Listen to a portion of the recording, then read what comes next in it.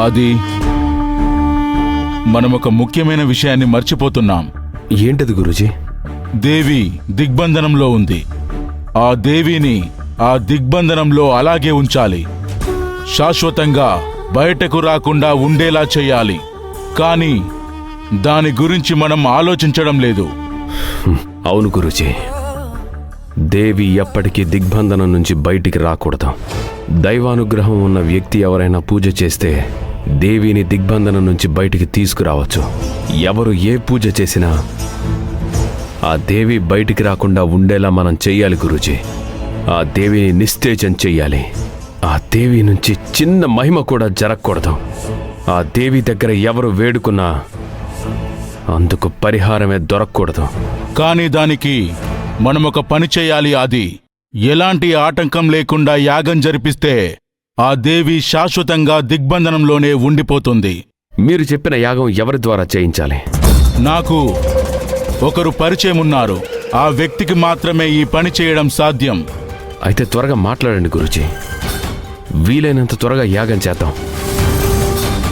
శివగామి తేరుకునేలోగా ఈ పని అయిపోవాలి.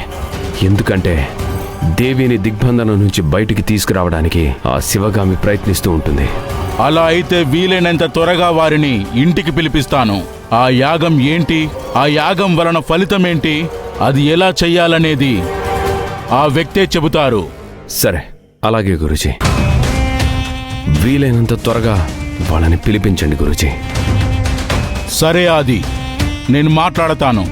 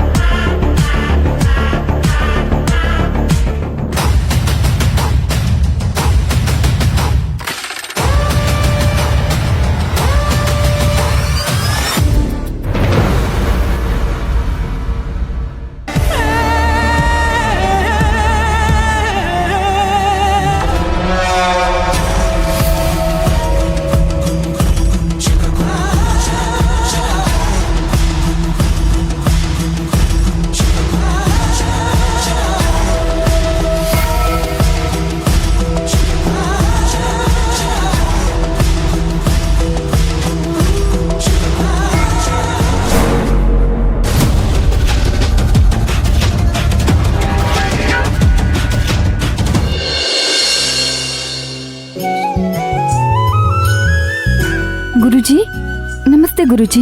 ఇల్లంతా నేను ఒకసారి చూసొస్తాను. సరే గురూజీ.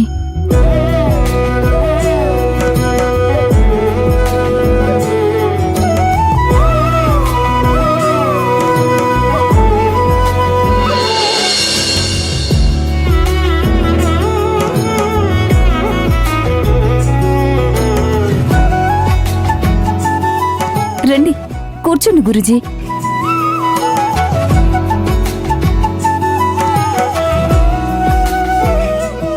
ఇంటి వాస్తు చాలా బాగుంది.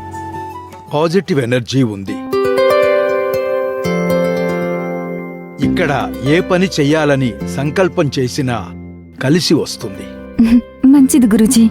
భైరవీదేవి దిగ్బంధనం గురించి మాట్లాడాలని చెప్పారు కదమ్మా. అవును గురూజీ. అదే ఎప్పుడు పూజ చేయాలి, ఎలా చేయాలనేది తెలియడం లేదు.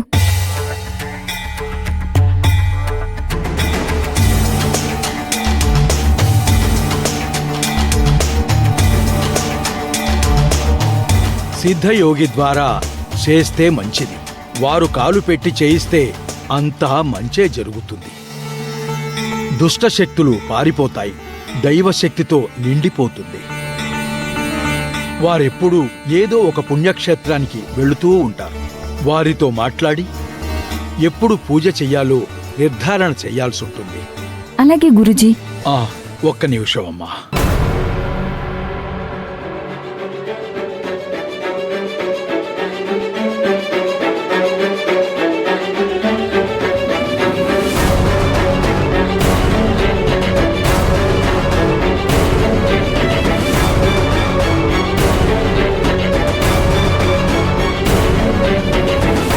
గురూజీ, ఏమైంది?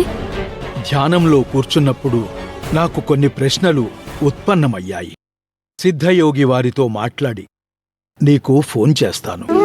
అలాగే గురుజీ. నేను మళ్ళీ కలుస్తాను. సరే. గురుజీ, ఎప్పుడు పూజ చేయాలో తెలుసుకొని పూజ చేయించండి. అలాగే అమ్మా.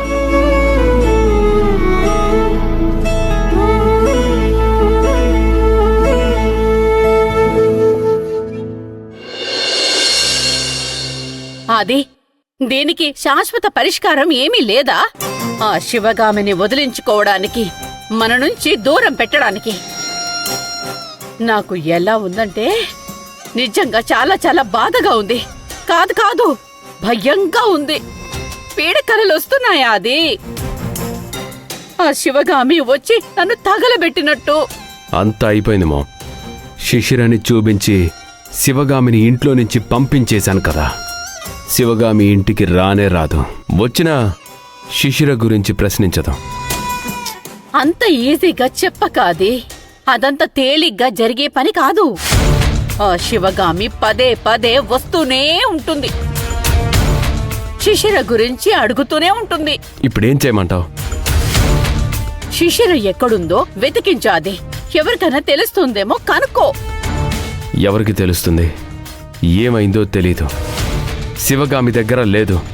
ఎన్ని చోట్ల వెతికించినా ఆచూకీ దొరకలేదు. అరే, ఎవరన్నా ఎత్తికెళ్లారా? ఎక్కడన్నా తప్పిపోయిందా? అది కూడా తెలీదు. పోనీ పేపర్లో, మీడియాలో ప్రకటన వేయిద్దాం. అప్పుడు మన గొయ్యి మనమే తవ్వుకున్న వాళ్ళం అవుతాం. మరి ఏం చేద్దాము? ఎలా కనుక్కుందాం చెప్పు? శిశిర దొరికే వరకు నాకు కాస్త భయంగానే ఉంటుంది. ప్రైవేట్ డిటెక్టివ్ని పెట్టాం కదా, వాళ్ళకు కూడా ఎక్కడ ఆచూకీ దొరకటం లేదు. పోనీ ఏదైనా హింట్ దొరుకుతుందనుకున్నా కూడా అది కూడా లేదు. ఏం చెయ్యాలి చెప్పు? గురూజీ ద్వారా ప్రయత్నం చేయించు. అది కూడా అయింది. ఆయన తన శక్తులతో ఎక్కడుందో తెలుసుకునే ప్రయత్నం కూడా చేశారు. కానీ శిశిర కనిపించలేదు. అసలు ఎక్కడుందో తెలియటం లేదు. పోనీ పోలీసులకి కంప్లైంట్ ఇద్దామా? నాకు చిరాకు తెప్పించకమా. వెళ్ళిక్కడి నుంచి. అసలే చిరాగ్గా ఉంది. జరుగుతున్న సమస్యల్ని ఎలా పరిష్కరించాలో అర్థం కాక సతమతమవుతూ ఉంటే నువ్వొచ్చి సనుగుతున్నావేంటి? వెళ్ళు. అది కాదా? అది బా, వెళ్ళు మామ్, పో. నీకంటే ఎక్కువ టెన్షన్ నాకుంది. వెళ్ళు. ఛ!